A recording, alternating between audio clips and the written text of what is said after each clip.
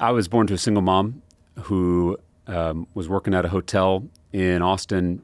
She met my birth father, a 21-year-old high school dropout who had a drinking problem. And that drinking problem sometimes led to violence. And one night he became abusive again. But that night, my mother's love rose to meet it.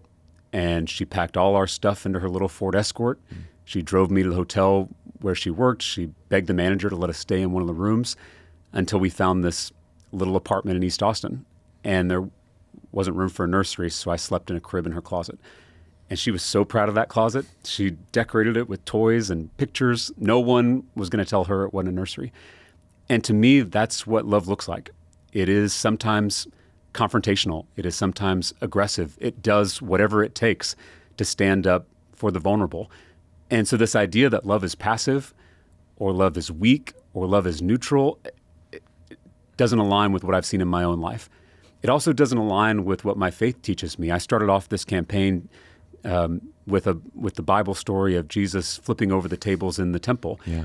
Because we oftentimes, whether you're a Christian or not, or whether you're religious or not, we all think of Jesus as this very gentle, nice guy, right? Which he certainly was. But when his neighbors were under attack, when there were powerful people picking on vulnerable people, he didn't stay in his room and pray. He walked into the seat of power and he flipped over the tables of injustice. To me, I started off the campaign with that story because it exemplifies what love demands of us in these moments. And it doesn't demand passivity. It demands action. It demands fighting back. And you can do that without dehumanizing your opponents. That is the critical line you can't cross over. In my faith, we're called to love our enemies. One, that acknowledges that you're going to have enemies, right? If you speak truth to power, if you stand up for vulnerable people, you're going to run into opposition. You're going to run into opponents. But we're also called to love those opponents too, which is so hard to do. Again, as a Democrat in the Texas legislature, I struggle with this. I'm not saying it's easy.